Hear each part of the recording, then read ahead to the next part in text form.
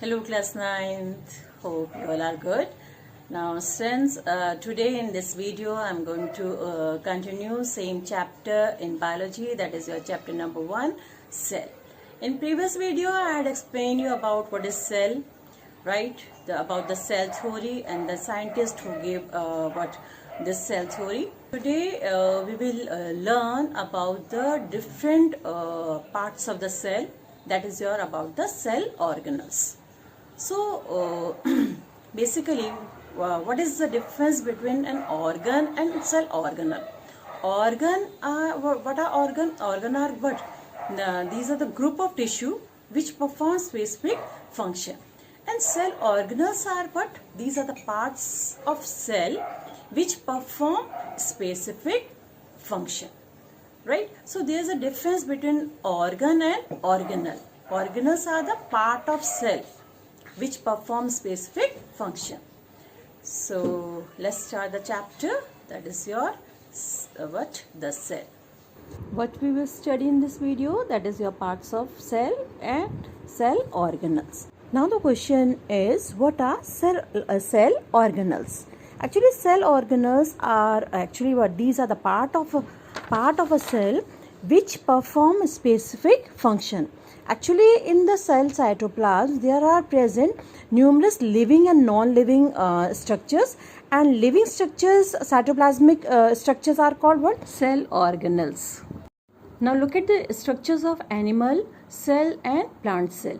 Animal cell is surrounded by a single membrane, that is called what? Cell membrane. But plant cell is surrounded by double membrane. The outermost membrane is called what? Cell wall, and the second membrane is called what? Cell membrane. Right? Now just look at the difference between the structure of animal cell and plant cell.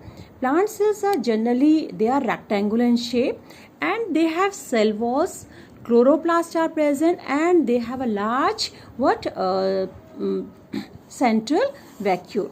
And the common cell organelles which are present in both animal cell and plant cell are your what? Cytoplasm, then is your what? Mitochondria, nucleus, endoplasmic reticulum and ribosomes. They are present in both plant cell and animal cell. Let's discuss each part of a cell separately. First look at the cell wall. Cell wall, actually it is present only in plant cell, and it is a non-living rigid covering that separates the cell content from the surroundings and gives shape and protection to the plant cell. Actually cell wall is freely permeable and it allows the substance in solution to enter or leave the cell. And what is the main function of cell wall? It gives shape and provide rigidity as well as elasticity to bear the stresses and strains. Actually, this cell wall is made up of what? Cellulose. Now next is your what? Plasma membrane, or it is also known as cell membrane. Each eukaryotic cell is bounded by a delicate elastic but firm selectively permeable membrane. And this membrane is also known as plasma membrane or cell membrane. The plasma membrane, being selectively permeable, allows only useful substances to diffuse in and harmful substances to diffuse out. So what is the main function of cell membrane or plasma membrane? It provides and maintains the shape of the cell. Second, allows only useful substances to enter into the cell, and it doesn't allow harmful substances to enter into the cell. So what you have learned about cell membrane and cell wall? That each cell is surrounded by a cell membrane or plasma membrane, which is living membrane, and cell membrane is selectively permeable and regulates the entry of useful substances. Cell membrane also maintains the shape of the cell and separates content of the cell from its surroundings. Cell wall is present only in plant cell and it is non-living. Cell wall is freely permeable and provides rigidity, shape and protection to the plant cell. Right? Now next is your cytoplasm. Bulk of the cell is made up of dense viscous colloidal mass, and what it is called? Cytoplasm, which is present between the plasma membrane and nuclear membrane. The cytoplasm is a colloidal solution of organic compounds such as carbohydrates, proteins, lipids, vitamins, and a true solution of minerals. And it is the physical basis of all the metabolic activities that takes place in the cell.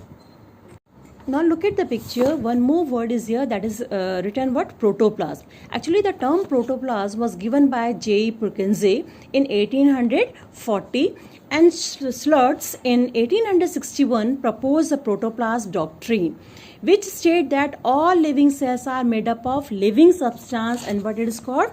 Protoplasm. And Huxley first of all recognized the importance of protoplasm, and he told that protoplasm is a physical basis of life. And so what is the difference between cytoplasm and protoplasm? Cytoplasm is a fluid present between cell membrane and nuclear membrane, while protoplasm include your cytoplasm as well as nucleoplasm. And what is nucleoplasm? It is a fluid present inside the nucleus. Understood? What you have learned about the cytoplasm? Cytoplasm is a semi-liquid substance. It consists of all parts inside cell membrane excluding nucleus, and different cell organelles contained in it perform different functions. All metabolic activities, they occur in it. Now next is your endoplasmic reticulum. Actually endoplasmic reticulum is an inner connected network of membrane lined channels. It is present throughout the cytoplasm of eukaryotic cell. It is visible under the electron microscope only. And there are two types of endoplasmic reticulums are there. First one is called what? Rough endoplasmic reticulum and smooth endoplasmic reticulum. Rough endoplasmic reticulum, they are also called granular endoplasmic reticulum. It is rough in appearance because of the presence of small granular structures named ribosomes on its surface. It has long, flat, sac-like structures called what? Cisternae. Now next is your what? Smooth endoplasmic reticulum. Smooth endoplasmic reticulum is found mostly in the outer part of the cytoplasm.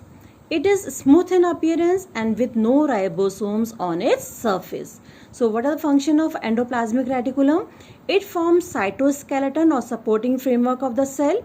It provides intracellular transporting system, and it provides surface for the cell secretion and storage, right? And it also keeps various organelles at their places. So endoplasmic reticulum or ER is an irregular network of double membranes distributed over entire cytoplasm. It appears rough when particles like ribosomes are attached to it, and they may be smooth without them. Smooth endoplasmic reticulum helps in manufacture of fat molecules, and in liver cells they help in detoxification.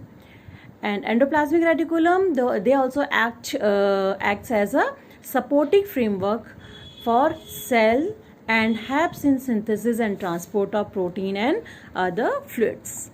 Now next is your ribosomes. These are small granular structures without membrane, and they are visible only under the electron microscope. They are usually found attached on the outer surface of endoplasmic reticulum as well as freely in the cytoplasm. Ribosomes are the smallest known cell organelles, just remember, and they are the only organelles which are present in all types of cells. And group of ribosomes are called polysomes. And what is the main function of ribosomes? Ribosomes, they help in the protein synthesis and are known as protein factories of the cell. So ribosomes, these are numerous small granules. Either they are scattered freely in the cytoplasm or attached to endoplasmic reticulum. And these are factories for synthesis of proteins. That is why they are known as protein factories of a cell. Now next cell organelle is your mitochondria. Mitochondria are popularly known as powerhouse of a cell. And these are double-walled bag-like structures. The inner membrane of mitochondria is produced into several finger-like processes, and what these are called cristae. Each mitochondria is filled with a fluid that or ground substance, and what it is called matrix. The matrix is rich in enzymes which is needed for aerobic respiration. Actually, in the mitochondria, respiratory enzymes are present, and that help in oxidation of food materials and release of energy. The energy thus released is stored in the form of energy rich bonds, and what they are called ATP molecules. What is the full form of ATP molecules? Adenosine triphosphate. And that is why this mitochondria is also called what? Powerhouse of a cell. What you have learned about mitochondria, that mitochondria is they have a various shapes, but usually sources like they have their own DNA containing several genes and their own ribosomes. Cell respiration takes place in mitochondria to release energy in the form which is stored in the form of energy rich molecules, but they are called ATP, and full form of ATP is adenosine triphosphate, and that is why they are known as powerhouse of the cell. Next cell organelle is your Golgi complex or Golgi apparatus, right? And they are also known as Golgi bodies. It is actually a pile of flattened sacs which are named as cisternae, along with small vesicles and tubules, which are present usually near the nucleus. In case of plant cells, these are called dictyosomes, found distributed throughout the cytoplasm. And the main functions of Golgi complex or Golgi bodies is they help in secretions and help in membrane flow. They help in formation of acrosomes of sperms, and Golgi apparatus also help in vitalogenesis. Actually, what is vitalogenesis? It is a process of formation of yolk, and they also help in formation of lysosomes. Next is your lysosomes. Lysosomes, they contain digestive enzymes and are a kind of waste disposal system of a cell. Their enzymes destroy and digest foreign substances around them.